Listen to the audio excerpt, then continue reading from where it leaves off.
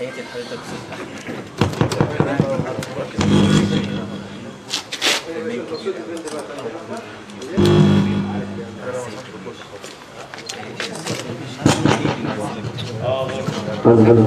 اولا انا بشكرك اولا استاذ عمرو ان انت كنت حريص انك تحضر النهارده وتعيش معانا هذا الجو اللي فيه رائحه التاريخ ورائحه عبق الماضي الجميل من خلال هذا الحي الرائع. بص يا حبيبي، عارف الوطن حبينا نعمل احتفاليه النهارده في الشارع في وسط الناس في وسط الاغاني. السيد درويش كان فنان لكل الناس، فنان بيتكلم عن المواطن المصري. انت بتمشي في الشارع ده خلي بالك قدام شويه عاشها كل وجدان حوالي كل بتاع اعماله 50 60 70 متر والحقيقه هذا الرجل بقدر ما هو عاش فتره بسيطه ولكنه عاش واصبح خالد مدى في شارع طالع لفوق جنبي على راس الشارع ده مدرسه اسمها العظيمه. ده 4 سنين قلب مدرسه اسمها ايه يا باشا؟ غير المواثيق قواعد كتير. فاهم ايه؟ بالفعل ايام ما كانوا بيقولوا المانيا لالي ويقعدوا يغنوا ساعه المانيا لالي هو اعتبر ان هذه شيء مش حلو في الموسيقى. هو ممكن يخش من عند القهوه من قدام واضاف الشياكه واضاف هيقول لك اه انت عند القهوه التي اصبحت هي لغه العصر الحديث وكانت هي الحداثه في وقتها. والجميل انه قدر ان هو فعلا يعرف الشعراء اللي هم يلزموه اللي هم يعبروا عن اللي هو عايزه. ان هو اتجه الى بديع خيري والى بيرم التونسي. طب ماشي، بص حضرتك بس قول لي انا اي حاجه عبقري في الكلمه.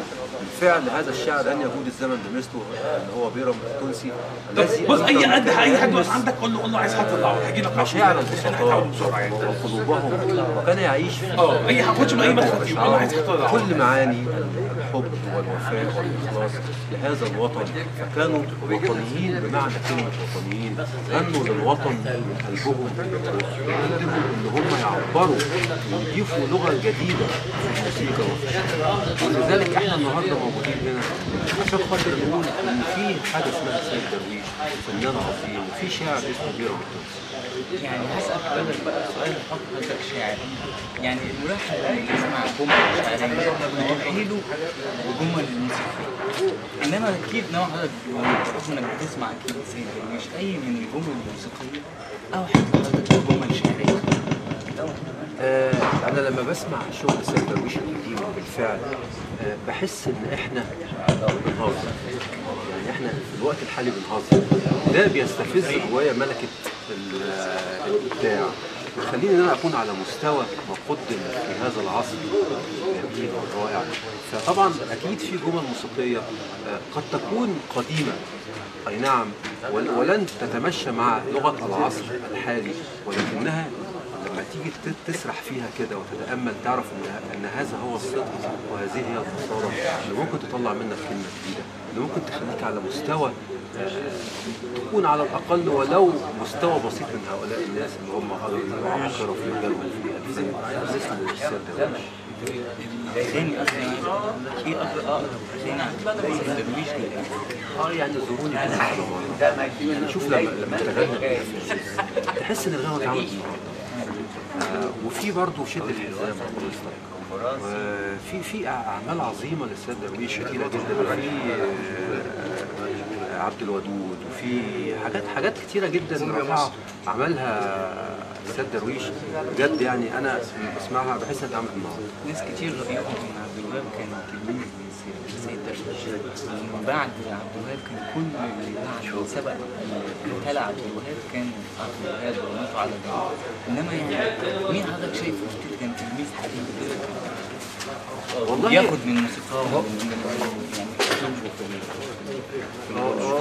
هو بص انا عايز اقول ان مفيش حد بيقدر يعني بامانه. انا ما شفتش ملحن اخذ هذه البصمه بالظبط يعني او نقول مثلا ان خرج من عبايه السيد درويش. انا لما عبد الوهاب جه غنى وكان اكتشاف جديد في الموسيقى، انا شايف ان هو خلى الموسيقى فرانكو اكتر ما هي شرقي ودخل في منطقه جديده تختلف شويه عن منطقه السيد درويش. قد يكون هو نظر لتجربه السيد درويش واستفاد منها وتعلم، ما نقدرش ننكر ده. يعني اكيد عبد الوهاب بص لقى ان قامه كبيره للسيد درويش ده اكيد هو طبعا عاش اتعلم منها كتير، ولذلك كان في حاجه اسمها عبد الوهاب. فانا عايز اقول هم كلهم يعتبروا تلاميذ سيد درويش مع مجرد العصر، ولكن تحس ان سيد درويش بصمه انا مش شايف لها مثيل. يعني انا بجد كل ما باجي اسمع اغاني ما لقيتش حد قلد سيد درويش، ما اعرفش حد يقلدها. المحافظ بقى لإقامة الذكرى دي كل يوم كل سنة قصدي، هو إيه مشاركته على إقامتها كل سنة بشكل هو ده شيء طبيعي إن إحنا عندنا ولاء ووفاء كل المسلمين في الدار والوزراء. يعني أنا مثلا أنا عن نفسي منورين يا جماعة والله ومتشرفين بيكم جدا بجد. عملت مش لاقيين كلامنا ولا لازم اكون حريص على اقامه زي قامه السيد درويش. انا انال شرف ان احنا نعمل النهارده نتجمع مش لوحدي طبعا، انا مش عامل هذا العمل لوحدي، هذا جهد كبير من جمعيه اهالي كوميتيك الاستاذ عمرو لطيف والاستاذ رئيس الجمعيه، وجهد من زملائي زي علاء الشافعي الشاعر والاستاذ فريد عبد العزيز هذا الرجل الجميل اللي جايب كل الموسيقيين النهارده عشان يجي مجموعه كبيره من الموسيقيين، وطبعا متذوقين مثل الاستاذه حنان خيار لما تيجي تحضر النهارده حريصه، هي كانت بتغني في الاوبرا وبتغني في اماكن كتيره. اعمال سيد درويش جايه النهارده عشان هي ما بتغنيش بس، جايه النهارده عشان تغني، حاسه ان في حاجه بتشدها لهذا الجو الجميل وهذا العبق وهذا التاريخ الجميل. لما تلاقي متذوقين ما لهمش علاقه بالمحتاجين النهارده يحضروا هذه الفعاليه ويشوفوا الدنيا فيها ايه، ده يدل ان الدنيا بخير ومصر بخير. شكرا. عن سيد درويش، اولا القامه الكبرى، يعني احنا نقوله مثلا من حوالي 20 سنة 25 سنة كنا بنيجي نعمل عيد ميلاد او ذكرى وفاة سيد درويش قدام البيت بتاعه بتاع محمد البحر، وحتى كان فيه بياع كان دايما بيراعي ايمان البحر درويش، كان دايما ايمان يقول الراجل ده انا طلعت لقيته، كان بياع في المنطقة هناك. وطبعا عملنا برامج تلفزيونية كتير عن سيد درويش في القهوة اللي هناك. احنا دلوقتي معانا مجلة زمان اسمها المحروسة، المجلة دي طلعت سنة 37 عدد منها، العدد كله عن حياة سيد درويش ومين هو سيد درويش، انما طبعا هو اسمه الحقيقي السيد. ده الفنان سيد درويش اللي هنبدأ نحكي مين هو سيد درويش وعمل ايه وكل ما هو قدمه، لدرجة ان هو كان بيتعاون مع منيرة المهدية في مارك أنطوان، وتوفاه الله بعد ما عمل الجزء الأول وجزء من الثاني والثالث ما اتعملش، يعني عمل الأولاني فترة من الجزء الثاني والثالث طبعا ما اتعملش. مين كمل الحكاية دي بعد وفاة سيد درويش؟ اللي كملها المطرب الصغير في الوقت ده، مش الشهير، الصغير في الوقت ده محمد عبد الوهاب، اللي دايما بيقول ان هو احنا كلنا بنحب محمد عبد الوهاب. We'll be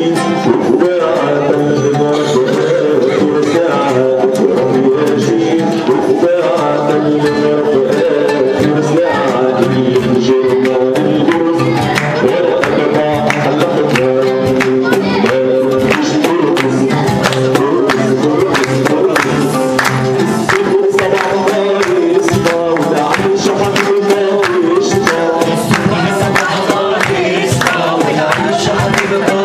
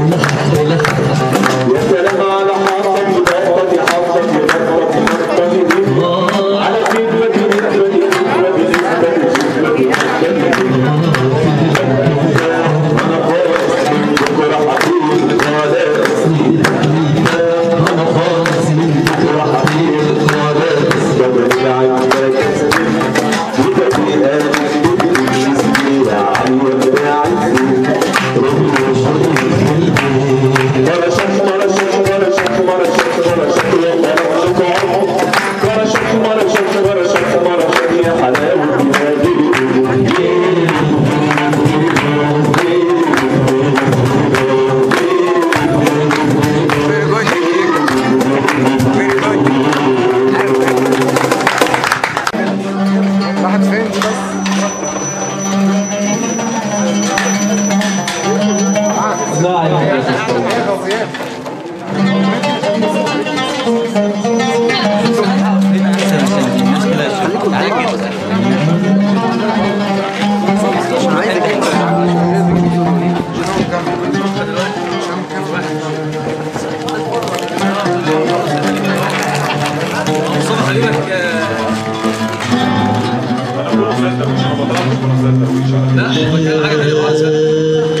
وحياتك يا حبيبي ريح قلبي معاك وحياتك وحياتك يا حبيبي ريح قلبي معاك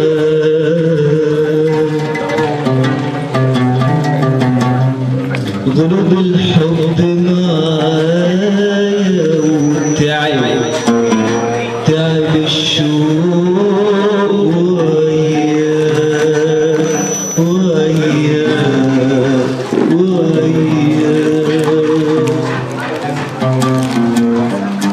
ما تفوتنيش انا وحدي ما تفوتنيش انا وحدي هغني لوحدي واللي غنوا معايا انا وحدي افضل حايل ما تخليش الدنيا تلعب بيومي وما تفوتنيش انا وحدي افضل حايل ما تخليش الدنيا تلعب بيومي خلي شوية عليا وخلي شوية عليك خلي شوية عليك خلي شوية عليك خلي شوية عليا وشوية عليك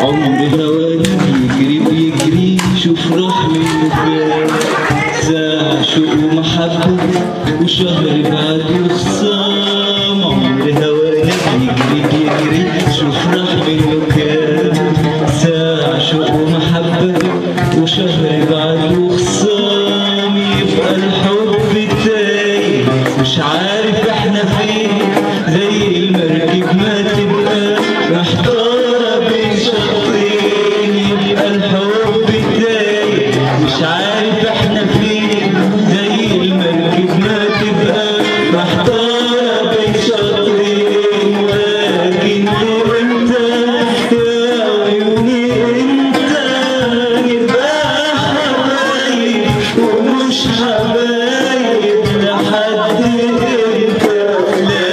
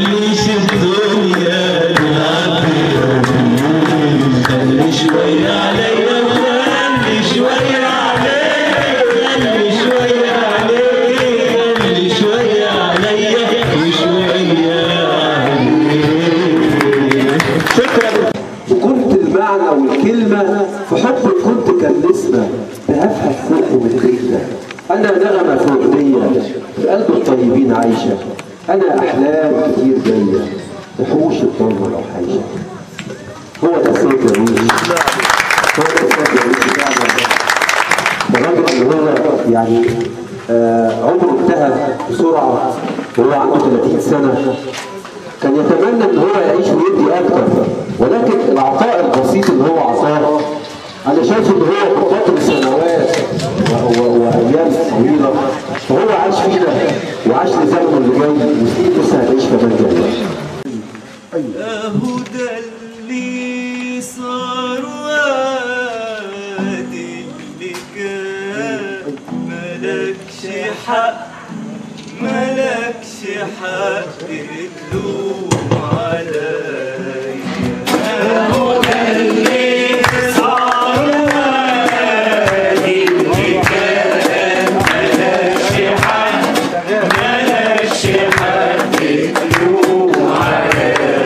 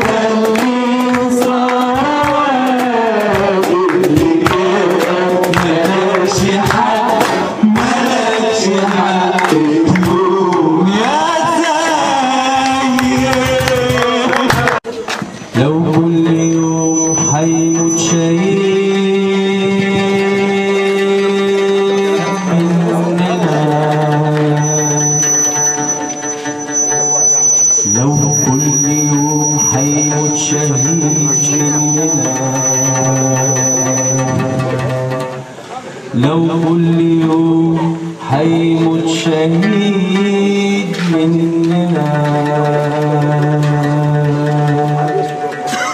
ولا يهمنا ولا يهمنا يا مصري نادي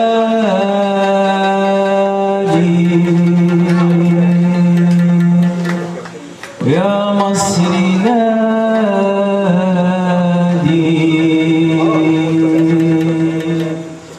وهتلاقينا كلنا وهتلاقينا كلنا شعب وجيش على قلبي واحد والشرطة حتة مننا والشرطة يا دنيا تهز ملعونة ملعونة بنت ملعونة ملينا دريا زربونة هتسي براوة يا دنيا تهز ملعونة ملعونة بنت ملعونة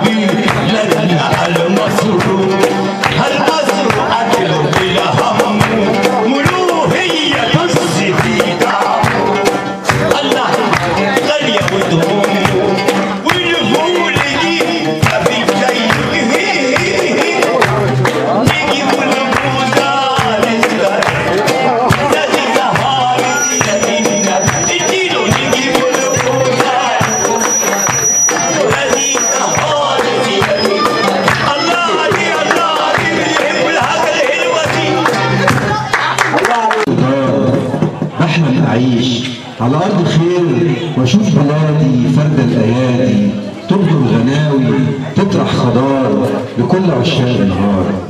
بحلم يعود تاني أمل وأشوفه في عيون الشباب يبلوا مداين بالعمل تعلى وتوصل للسحاب.